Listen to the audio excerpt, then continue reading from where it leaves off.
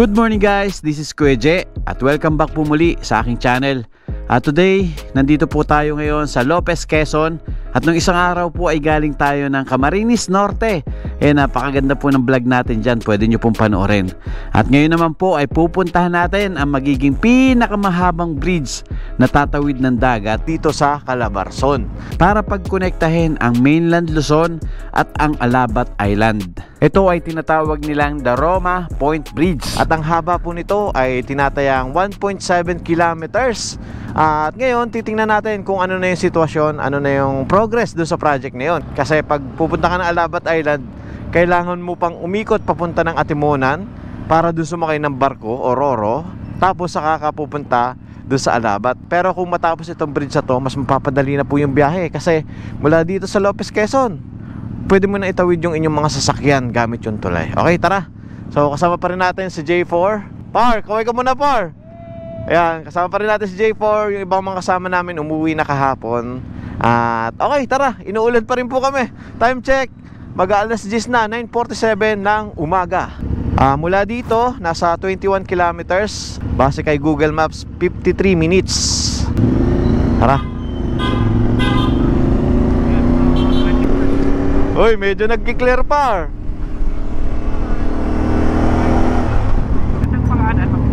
Bypass yan.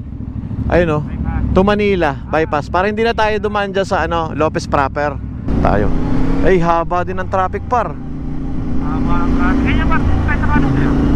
Kaliwa, no? Sa loob tayo. Yung mga uuwi din po pala ng Bicol, dito pa lang po sa Lopez. Ito na po yung sitwasyon ng kalsada. Nagta-traffic dahil ang dami pong ginagawang mga kalsada. Kahapon po medyo na traffic din kami. Mula Sipokot hanggang Ragay, traffic. Baka gagawin nilang skyway to, no? Ay, siguro pa, baka gagawin ng skyway yan para makawas yung traffic dito. Oo nga, pwede. Tara, kaliwa na tayo. Par. Region 4A, Calabarzon. Kumaliwa na po kami, guys. Nasa 16 kilometers mula dito sa pagkaliwa. Yung layo doon sa pupuntahan natin. Okay din palang kalsada dito.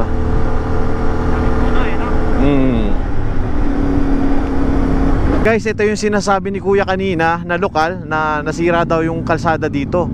Hindi pinapayagan yung mga naghahakot ng materyales. Baka wala nang laman yung ilalim ng semento, kaya pinagbabawalan. Mabibigat kasi naghahakot eh. Kaya guys, naaantala daw po yung paggawa ng bridge dito dahil sa mga ganyan yan. Nag-landslide, nasisira yung kalsada. Naantala yung mga materyales. Ito yung kakaiba guys sa Quezon, no? Pag nasa Quezon ka, ganyan yung mga ang tawag dyan? Nasa gilid. Orange at saka blue ang nilalagay nila. Yan ang tatak ng Quezon? Oo, Par. Dito na tayo sa Barangay Hundagua. Kasi meron ding Calagua.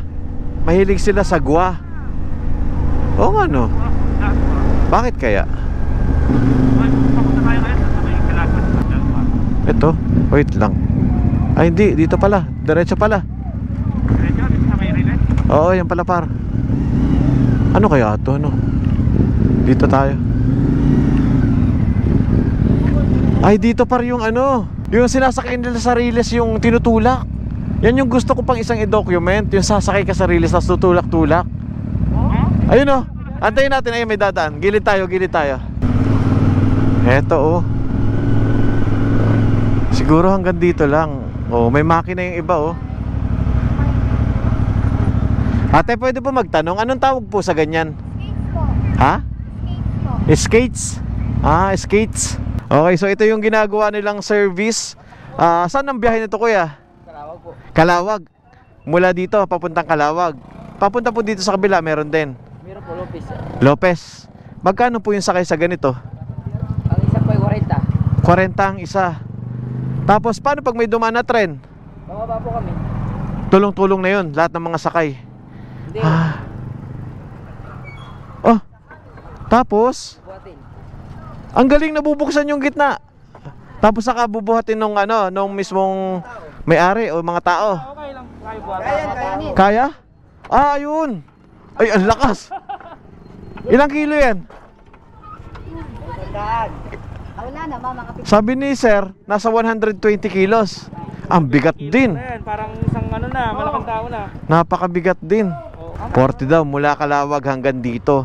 Paano yun sir? Hindi nalalaglag sa riles yan? Hindi, may guide kasi siya. May guide. May guide. Ang galing ano? Yung nakaharang sa ating kabila rilis. Yan. Ayo nga no. May maliit doon. May maliit tapos ito yung malaki. Ito yung nakapatong tapos ayun yung guide. Ayun oh. Ang galing. Di ba mayroon pa po nung tinutulak? Tinutulak ng tao? Ay, yung uso wala pa, may Kalawag mayroon. Sa Kalawag po yun. Ano, makina na ngayon. Di makina na ngayon. Anong anak na sa skate? Hindi na masyadong uso. Para makita nila. Pandarin mo. Ano lang, one time lang. Kung sa Manila naman, ang tawag nila dyan ay trolley. Ano po? Trolley po. Dito naman sa amin sa Quezon, kasi pure kami Tagalog na Sarili para makita nila. skate talaga kung tawag. Skate daw ang tawag nila. Manso, tama siya, Manso. Skate. Ang lakas si kuya oh. Kakasasakay kami ng nanay. Tapos pa start. Nasakay tayo. Yun, sumalpak na oh. Yan. Ayun yung guide. Nasakay kami. Para sa siya yung pinakalak niya. Oo. Papaguluhin ko lang para ng onte para makita natin. Kami ni Abe lang Ang galing. Para hindi sa Ang galing. nasakay. May preno yan. Meron, sir. Yun yung preno paro. Napaka-manual. Anong makina yan, kuya? Ito guys yung preno ni kuya oh. Ito. Luma yan. Ang galing. Ibang klase talaga mga Pinoy. no, par? Iba. Galing.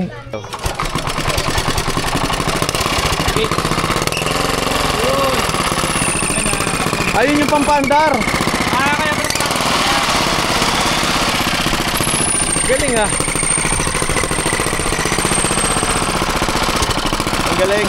Ayun, bubuhatin naman ni kuya. Halimbawa, may dumaan na tren. Halimbawa, may Ayun, bubuhatin naman ni kuya. lamangan. Oh, ang lakas. Ang baka siguro pasa rito yung 10, siya 5. Yung 5 babak tayo dadaan. Buhatin nila, tapos dadaan kami. Halimbawa, nagkasalubong sila. Kung sino yung pinakakonti ang laman, sila yung bababa. Yung marami, diretso. Tama naman, tama. Oo nga naman. Mabilis eh. Oo nga naman. Wala lang pasin. Bagay, pag may mga dala, no? Wala, halimbawa, puno ito. Tapos may karga silang graba. Baba yung mga pasahero, yung graba dadaan. May kargang graba. Ayun. Sana matapos na yung gawain ng release para mas maganda yung pagsakay ng mga tao. Bakit po mas pipiliin nyo na tren na lang kaysa bus? Mas nakakaminos po. Nakakaminos ang pasahe. Dahil yung maraming mga bagahe na isasakay ng marami na maayos. Maganda. Mas mabilis po ba ang Mas tren mabilis. kaysa bus? Oo. Mas mabilis ang po ang train. Ay, sige po. Salamat, Nay. Ano po Sige pangalan po. nyo, Nay? Ako si Porci Rico. Puerto Rico. Ang ganda ng pangalan niya. Parang Puerto Rico. Rico Salamat. aking apelyido. Ayan, salamat po. Salamat po. Sir, salamat po. Diretso lang. Hindi. Dito pala tayo, par. Rough road again. Woohoo! Saan tayo? Dito tayo. Uy!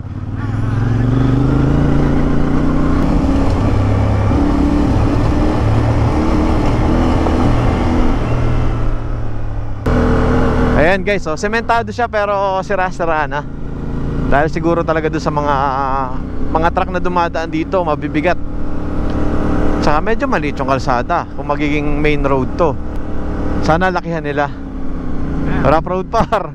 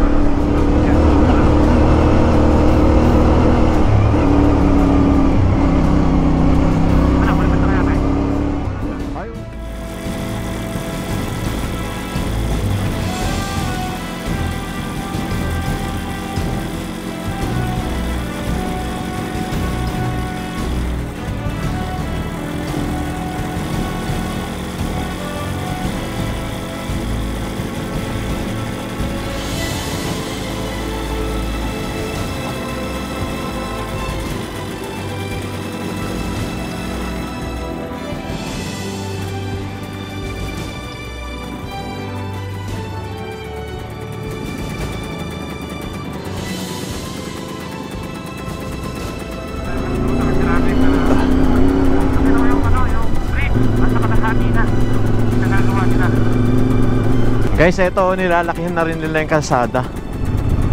Ayan, itong part na dinadaanan namin may tambak na eh. Ito sa baba wala pa. Mas maputik yan. Pero ito tuyo itong taas. Kasi parang nilagyan nila ng maliliit na graba. Ah, may semento. Ito. Tinatabunan lang nila.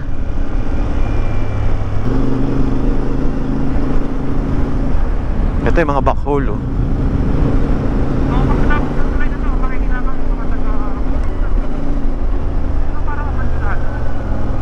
Ay, medyo kita na natin dagat dito par.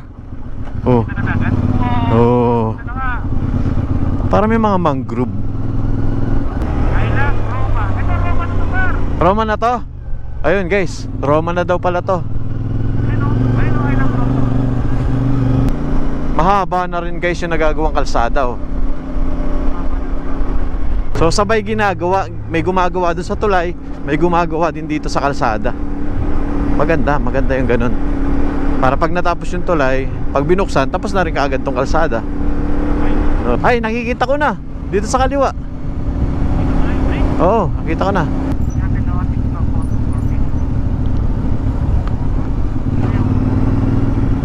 Alright guys, eto na po yung bridge na ginagawa na magkokonekta mula dito sa Calagua papunta po ng Alabat Island. Ayan na po yung Alabat Island oh. Mula dito tanaw mo na oh. Kaya lang no entry na pagdating dito. Ang nakakapasok lang yung mga trabahante. Kasi pag pupunta ka dyan sa Alabat Island, kailangan mo pang sumakay sa Atimonan, Quezon. Sumakay ng Roro, isa kayong inyong mga sasakyan, mga vehicle, mga four wheels, mga motor, para lang makarating dyan sa Alabat. Eh mula dito sa Calagua papunta dun sa Atimonan, kung hindi ako nagkakamali, mga 1.5 o 2 oras pa yung babiyahihin mo. At pag natapos po ito na po yung magiging unang tulay na pinakamahabang tatawid ng dagat dito sa Calabarzon. Sa Calabarzon lang guys ha. Ito ang Roma Point Bridge. Kilala rin bilang Canda Hundagua Roma Point Quezon Bridge. Ito ang magdurugtong mula sa mainland Luzon patungo sa tatlong bayan ng Alabat Island, ang Perez, Alabat at Quezon. Natatawid sa Silangang Pass. Ang tulay na ito ay magbibigay ng mas madaling access at mas mabilis na koneksyon sa mga bayan sa isla, na magiging malaking tulong para sa mga lokal na residente at sa pagpapaunlad ng turismo at kalakalan sa rehiyon. Ang Roma Point Bridge ay isang cable-stayed bridge na may habang 1.7 kilometers. Sinimulan ito noong 2018 na nagkakahalaga ng 1 billion pesos. Kapag natapos, magiging pinakamahabang tulay sa lalawigan ng Quezon at sa buong Calabarzon ang Roma Point Bridge.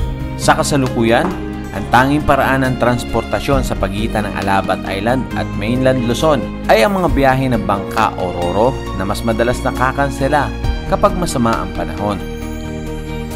Isa ang pandemya sa nagbigay diin sa pangangailangan na mas maayos na access sa healthcare para sa mga residente ng isla na umaabot sa 43,000. Ang pagpapatayo ng Roma Point Bridge ay magiging isang malaking solusyon hindi lamang sa pagpapabilis ng paglalakbay, kundi pati na rin sa pagpapabuti ng serbisyong pangkalusugan at iba pang pangunahing pangangailangan sa isla. Ayon sa isang update mula sa Department of Public Works and Highways o DPWH noong Mayo 2022, ang Roma Point Bridge ay nasa 69.85% ng tapos. Pinapakita nito ang patuloy na progreso ng proyekto at malapit nang matapos.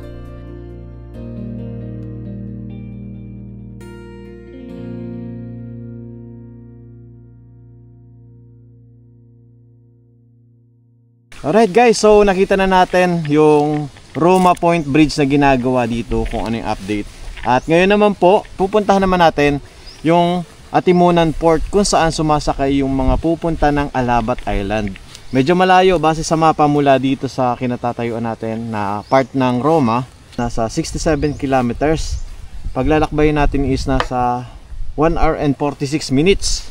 Medyo malayo. Kaya nga guys, pag natapos to, napakalaking convenient. Saka maganda yung view dito. Ito na yung paliguan par. Ayun, may mga naliligo. Woo! Hey!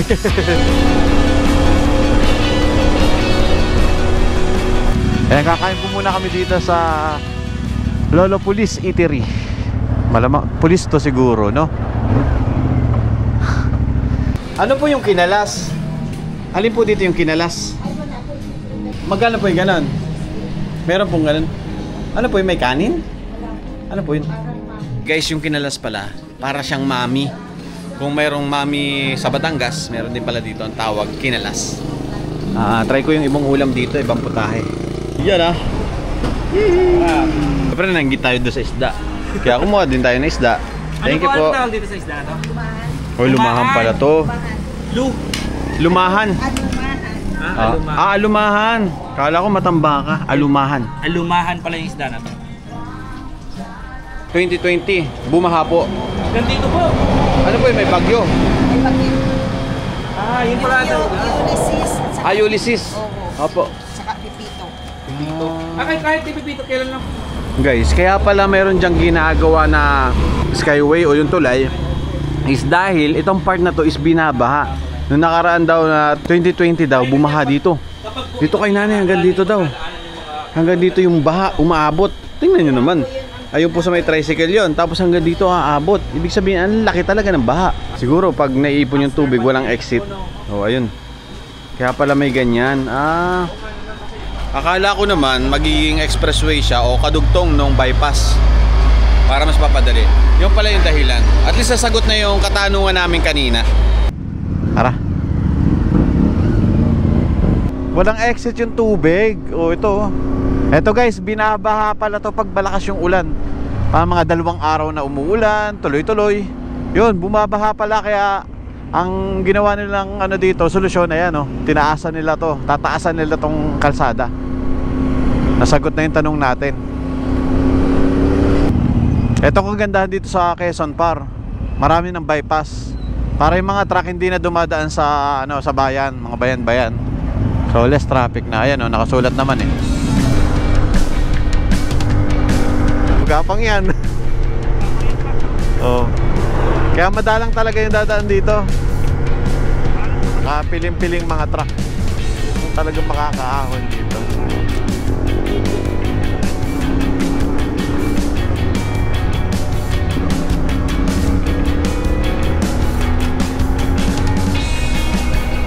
Meron pa yan. Ito pa.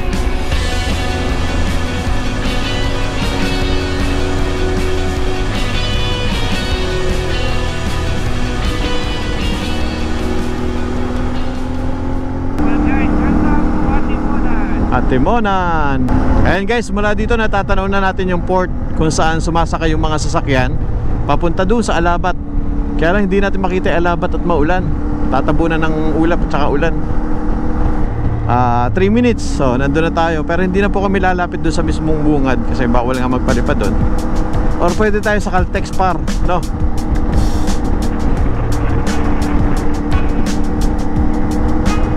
Hello Par.